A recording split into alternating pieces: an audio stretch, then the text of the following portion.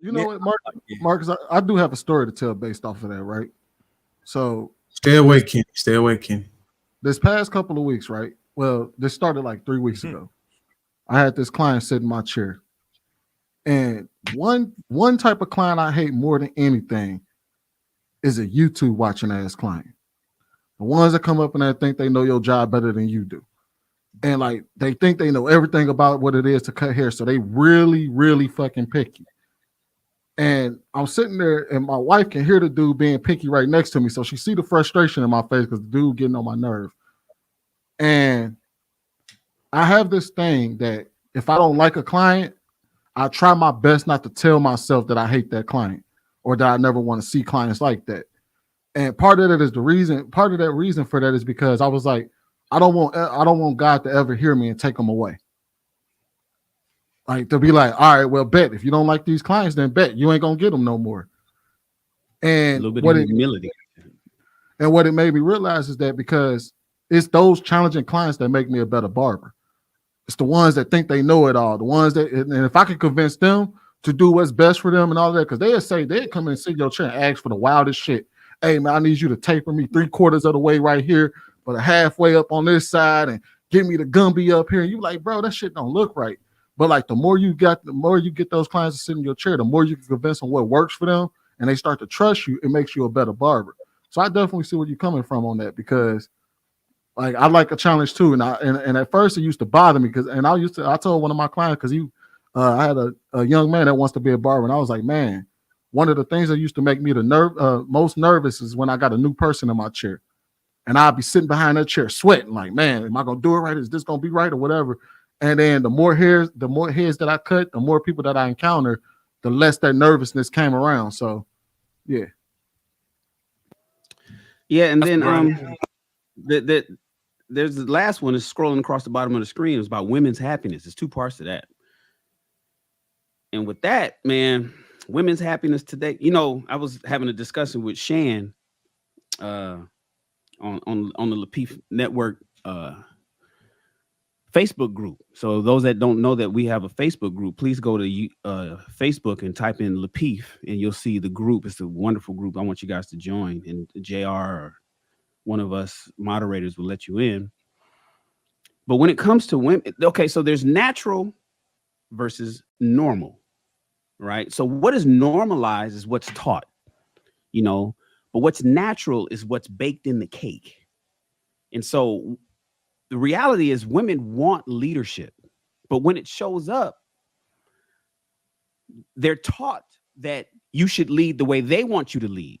Talk to them soft and be kind and like that. And anything else is oppression. And that's just not necessarily the case, but that's what they're taught. That's what they're normalized to believe. And so women are getting pulled in all these different directions. You know, women want family. They want structure. But it's tough for women today in modern times, 2024 and shit, as far as the foreseeable future, because they can't reconcile that because they're taught to reject family. They're taught to reject structure. You know, and this is women's happiness. Yes, women has always worked. He said what the guy said was a bar. Women have always worked, but they never worked like a man. They're now today they're taught to work like men, and that's not natural. It's normal, and they're being told that. And so now you got women that's being told this is how you got to be in a relationship. You want leadership, but you know, he needs to lead the way you want him to lead. He can't tell you this. He can't talk to you this way, and they're confused with that because once a woman gets a leader and he starts leading, they don't know what to fucking do with that because they don't necessarily like how he's talking to them or what he's having her do and shit like that. You know, they want family, but then they're also taught to go get the bag. So now they're confused, and they already got a whole lot going on in their head. Women, their shit is scattered. And to add all this extra stuff and to not know who to listen to and to not know, they want to listen to men naturally, but they're told, it's normalized to not do so. So they reject that. So they're all over the place. And here comes the medication. And I think personally, again, I told you guys I'm a conspiracy theorist. So I think that a lot of this shit is done on purpose because at the end of the day, big pharmaceuticals get paid.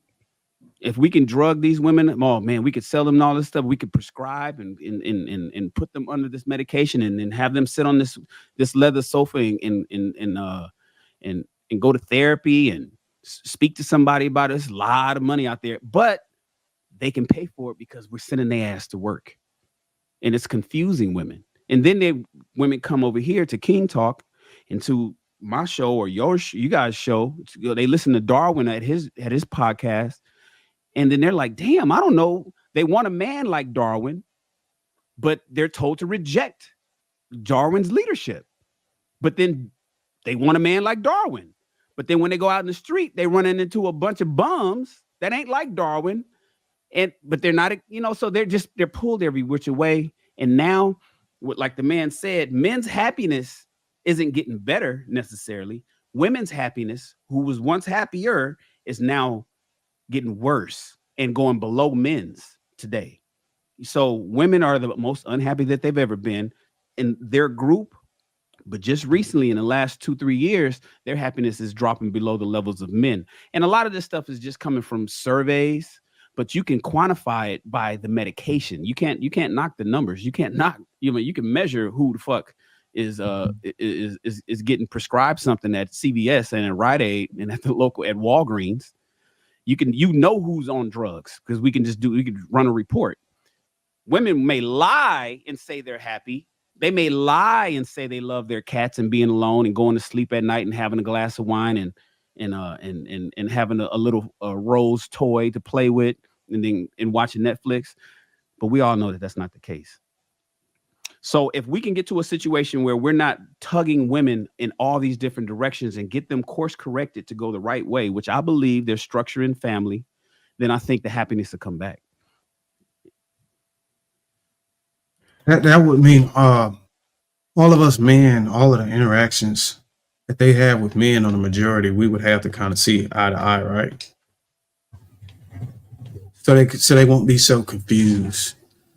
Because I mean, if you were to just ask yourself on a scale from 1 to 10, how many men is worth listening to that a woman would typically run into on a day-to-day basis that actually has the right intention on what you stated, marriage or those outcomes? I don't know. I haven't done the research, but there's a lot of guys that just down to play. They down to just do what it do, and not really be so compelled to get in a serious relationship. And it may just be because of the family courts. I don't know, but I would assume that was just thinking. You looking at failure. You're already looking at it to fail. If your whole premises of not getting into a relationship or a marriage is because of the divorce court. So it's like that's your Achilles heel, or that's what's really preventing you from taking a risk or doing what your ancestors have been doing for generations. I have to get to the bottom of that. I mean, a good example that I typically see in so I'm not in the office anymore. I'm on site, and typically I see all the contractors and all the tradespeople out working all day, and I typically supervise and watch the whole process go up. Every time I walk by these guys and I say, hey, good morning, I say good morning to everybody every single day as I do my rounds. Hey, good morning, how you doing? Hey, you had a good weekend? You will see the amount of positive reactions that I get from a lot of these dudes. Hey, man, my weekend was great, man. Spent it with the family, went fishing, got to, turn on the grill, threw some steaks on there, et cetera, right? I remember my commute every morning into the city of Boston, and I see these women sitting on the train, and at times they look so miserable. I've never seen. I tell you, the most miserable people I've ever seen when I was working was always on the commute and on the train. And you see people all the time with this long face. I remember one time trying to say hello to somebody, just like, hey, good morning. They didn't even look your way. So I juxtapose the two, and I wrote this down. When I'm looking at, men who are building infrastructure, schools at that, for the next generation, and are out there actually doing the labor work in cold, heat, hot, because we've had some hot days up here, boy. Let me tell you, we're scheduled to have a 90 coming up, and they still are conversational, still happy. And also, too, I walked around the site in my time, and I've counted how many rings some of these men have. I say about 80% of these men have wedding rings. The ones that I've seen that I have interacted with, about 80%.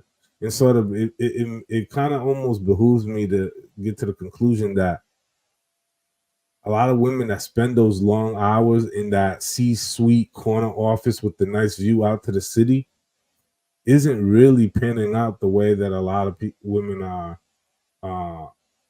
sold the dream to think that it was going to be.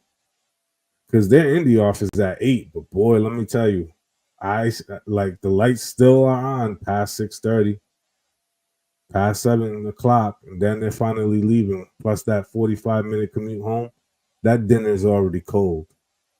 And sort of to do that every single day, a lot of them are not taking very much pride into that.